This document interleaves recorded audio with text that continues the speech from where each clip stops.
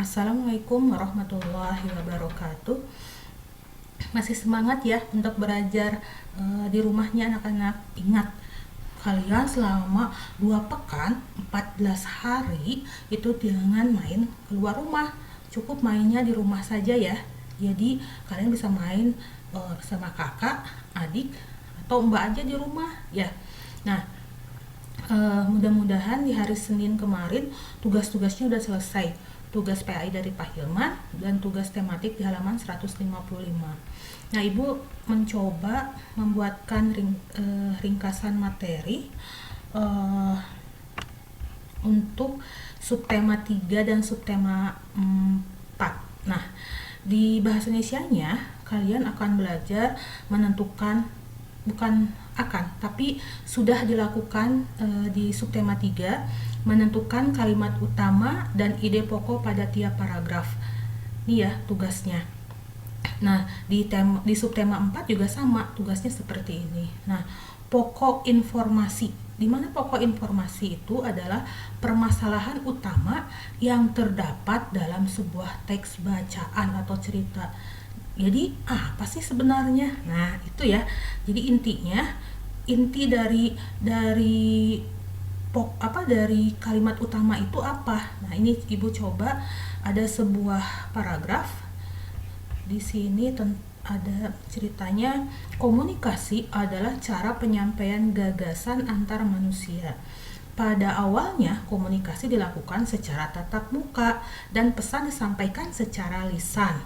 Namun, kebutuhan untuk menyampaikan informasi secara tidak langsung juga sangat diperlukan sehingga ilmu tentang komunikasi semakin berkembang. Nah, kalimat utama, Ibu yakin kalian ber-28 sudah mampu ya menentukan kalimat utama. Tinggal kita cari kalimat yang ada di awal paragraf. Ya, ini ya. Tinggal kita pindahkan ke sini. Ide pokok itu bisa 1 atau 2 kata ya. Tuh, kita tempatkan di sini. Tapi kalau kita lihat kalimat utamanya, komunikasi adalah cara penyampaian gagasan antar manusia. Tinggal kita ini aja. Oh, ide pokoknya komunikasi. Pokok informasi, kita kembali ke sini. Pokok informasi itu apa, Bu? Permasalahan utama yang terdapat dalam sebuah teks bacaan atau cerita. Ya, berarti yang dibahas di kalimat utama ini apa? Yang diceritakannya apa? Komunikasi. Cukup kita tuliskan di sini. Mudah bukan? Nah, terus di halaman 120 kalian harus mencari 11 kata ya tentang menggunakan bantuan Kamus Bahasa Indonesia.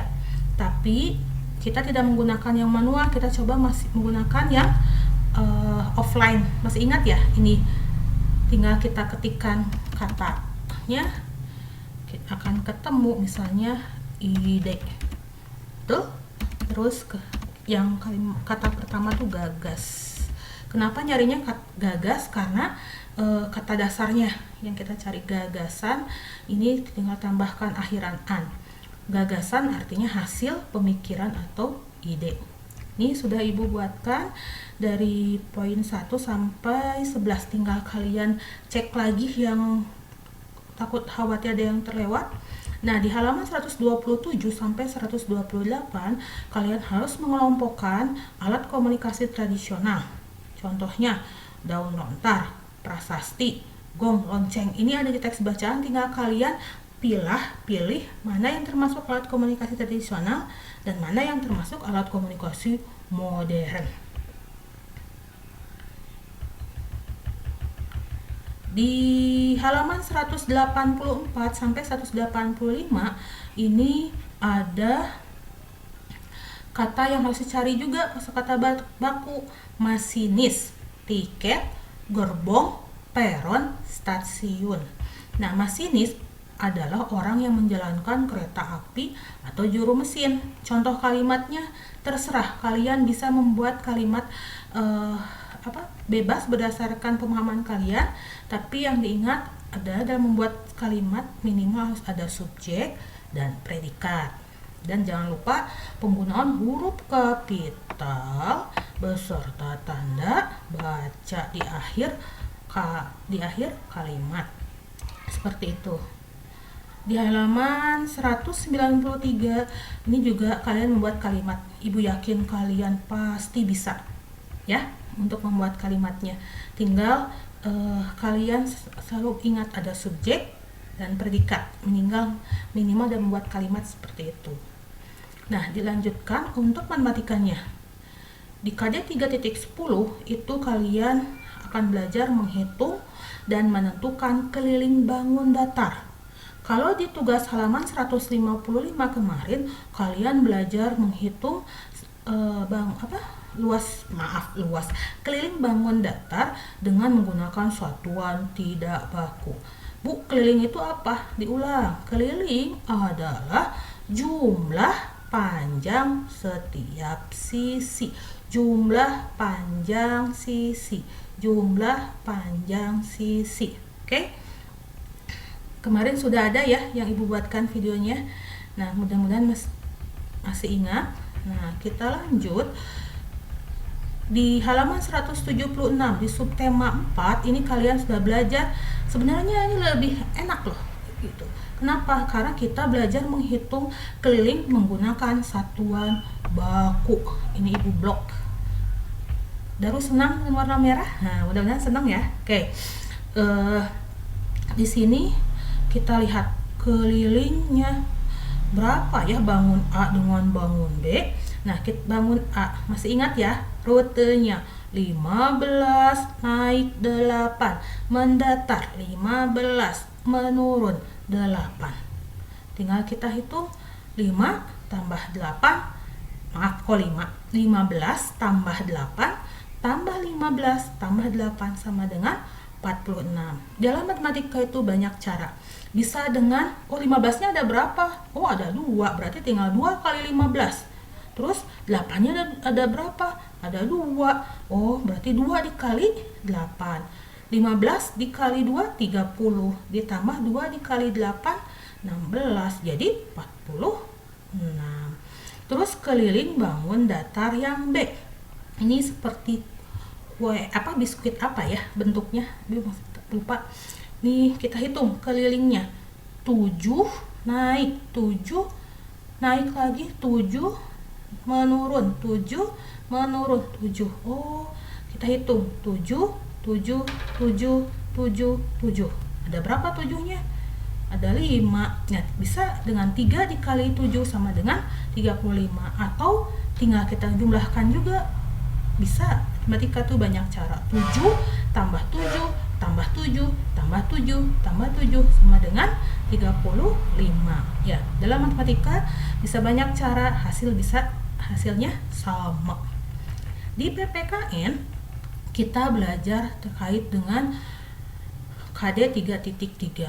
Nah, sini kita akan menemukan manusia adalah makhluk sosial. Artinya apa? Setiap orang memerlukan orang lain. Itu artinya manusia sebagai makhluk sosial. Satu orang berhubungan dengan orang lain.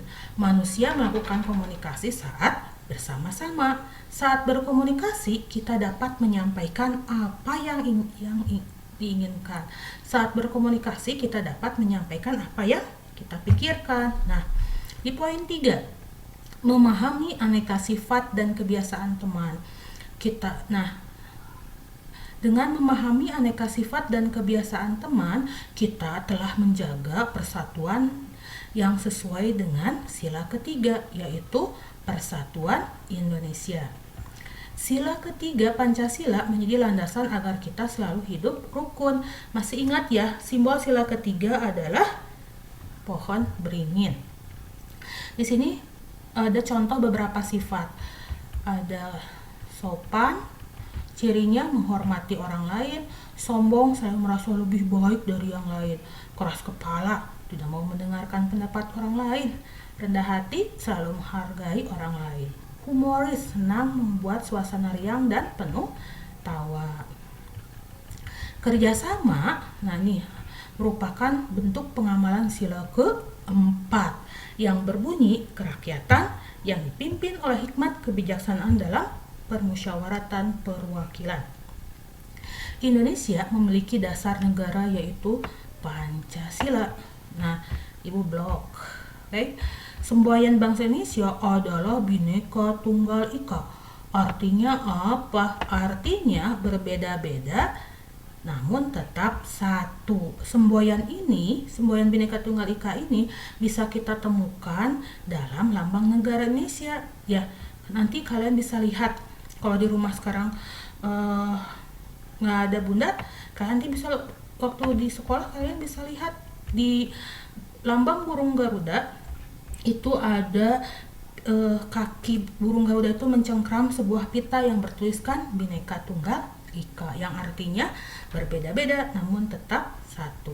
Ya, mudah-mudahan penjelasan Ibu untuk ringkasan materi subtema 7, subtema 3 dan 4 bisa kalian pahami dan kalian bisa mencicil mengerjakan tugas-tugas yang bisa kalian kerjakan di rumah ya. Terima kasih. Assalamualaikum warahmatullahi wabarakatuh.